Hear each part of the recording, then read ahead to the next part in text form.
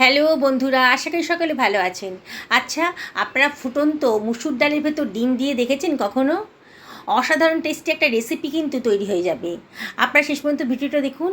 আজকে আমি মুসুর ডালের ভেতরে, ফুটন্ত মুসুর ডালের ভেতরে ডিম দিয়ে অসাধারণ টেস্টি একটা রেসিপি তৈরি করেছি।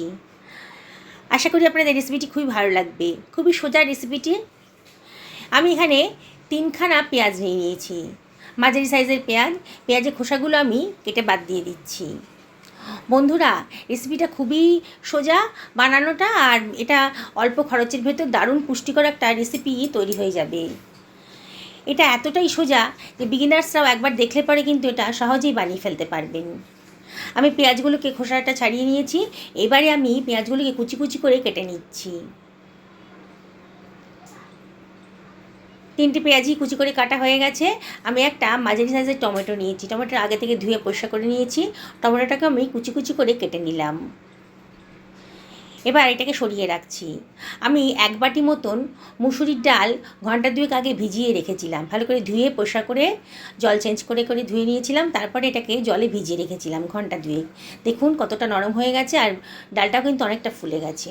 আমি আজকে 4টে ডিম ব্যবহার করব। 4টে ডিমই আমি এটাকে ফাটিয়ে রেখে দিচ্ছি। একটা বাটিতে একটা করে ডিম ফাটিয়ে রেখে দেব। আমি গ্যাস ওভেনে একটা কড়াই বসিয়ে দিয়েছি। এবার কড়াইটা যখন গরম হয়ে গেছে, আমি সর্ষের তেল দিয়ে দিলাম। 3 টেবিল চামচ মতো সর্ষের তেল এখানে দিয়ে দিলাম। আমার সর্ষের তেলেই রান্নাটা করব। তেলটা যখন গরম হয়ে গেছে, সামান্য 1 চিমটা লবণ দিয়ে দিলাম। লবণটা দিলে সর্ষের তেলের কাঁচা গন্ধটা কিন্তু আর থাকে না। দিয়ে দিলাম গোটা গরম মশলা, শুকনো একটা গন্ধ বেরোবে।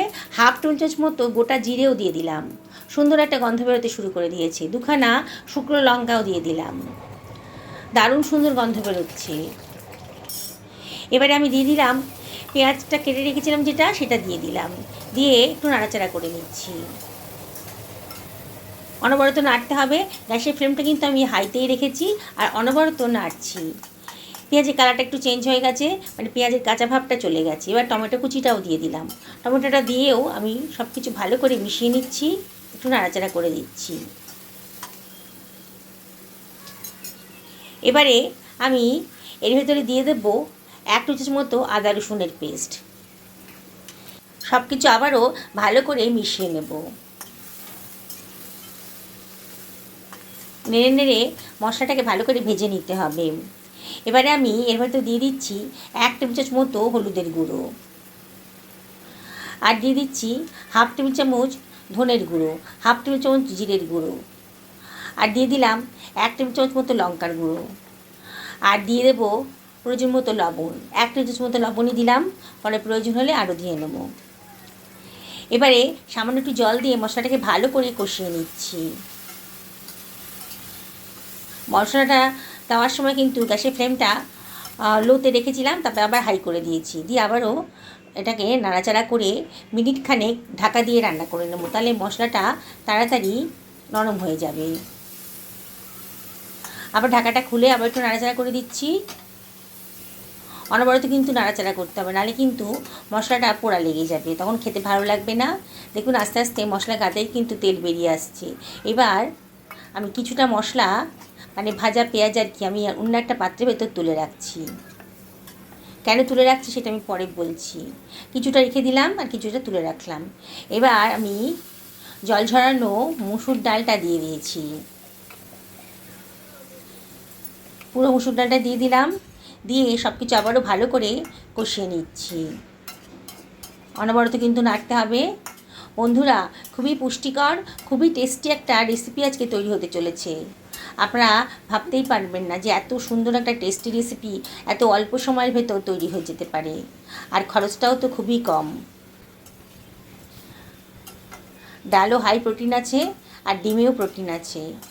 তাই বুঝতেই পারছেন খুবই প্রোটিনযুক্ত একটা খাবার আজকে তৈরি হয়ে যাচ্ছে। এবারে আমি 1 মিনিট কষানো হয়ে গেছে। এবার দিয়ে দিচ্ছি গরম জল। ডালটা এমন করে দেবো যাতে মুসুর ডালটা পুরোটাই ডুবে যায়।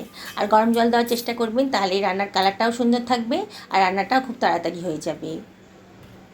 ডালটা সেদ্ধ হতে বেশি টাইম নেবে না যদি গরম জলেই সেদ্ধ করে নেন। আবারও সব কিছু ভালো করে মিশিয়ে নিলাম। এবারে ফুটতে শুরু করে দিয়েছে। আমি এটাকে নাড়াচাড়া করে এবার ঢাকা দিয়ে দেব। মিডিয়াম টু লো ফ্লেমে 5 মিনিটের জন্য ঢাকা দিয়ে দিচ্ছি। 5 থেকে 6 মিনিট বাদে দেখুন ঢাকাটা তুলে দিয়েছি। দেখেই মনে হচ্ছে ডালটা কিন্তু অনেকটাই নরম হয়ে গেছে। আবারও সব কিছু ভালো করে একটু মিশিয়ে নিচ্ছি খুন্তি দিয়ে। এবার আমি ডাল ঘুটুনি দিয়ে ডালটাকে একটু ঘেটে নেব, তাহলে খুব তাড়াতাড়ি ডালটা একেবারে স্মুথ হয়ে যাবে। একটু ছাড়া ছাড়া মতন রয়েছে, একটু ডাল ঘুটুনি দিলেই তাড়াতাড়ি রান্নাটা হয়ে যাবে। দেখুন গ্যাসের ফ্লেমটা এখন কিন্তু একেবারে লো করে দিয়েছি।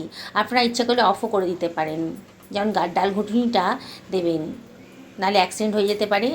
দেখুন হয়ে গেছে, ডালটা কিন্তু বেশ স্মুথ হয়ে গেছে। খুন্তি দিয়ে আপনাদের দেখাচ্ছি, ডালটা বেশ স্মুথ হয়ে গেছে। ডালটা আবারও ফুটতে শুরু করেছে। আমি এবার লবণটা দিয়ে দিলাম। লবণটা একটু কম লাগছিল, লবণটা দিয়ে দিলাম। দিয়ে সব কিছু আবারও ভালো করে মিশিয়ে নিচ্ছি। ডালটা বেশ ফুটতে শুরু করেছে যখন, তখন আমি ভেঙে রাখা একটা ডিমের ভেতর দিয়ে দিচ্ছি।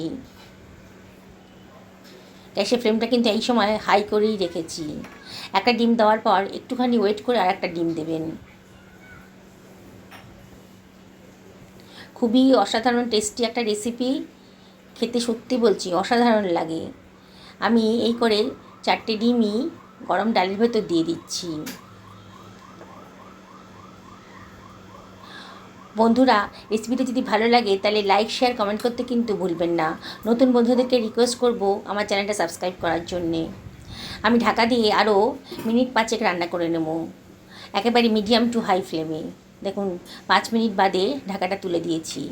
ডিমগুলো কিন্তু একেবারে সেদ্ধ হয়ে গেছে। দেখুন একটু নাড়াচাড়া করেছি আলতো হাতে। আমি পুরো ঘেটে দেব না। এবারে ওপর থেকে ছড়িয়ে দিচ্ছি যে পেঁয়াজ ভাজাটা আমি তুলে রেখেছিলাম, সেটা দিয়ে দিলাম। খুবই টেস্টি হবে। আর একটুখানি গরম মশলাও দিয়ে দিলাম, হাফ টেবিল চামচ মতন। 1 টেবিল চামচ মতো গাওয়া ঘিও দিয়ে দিলাম। এবার আলতো হাতে সব কিছু ভালো করে মিশিয়ে নেব।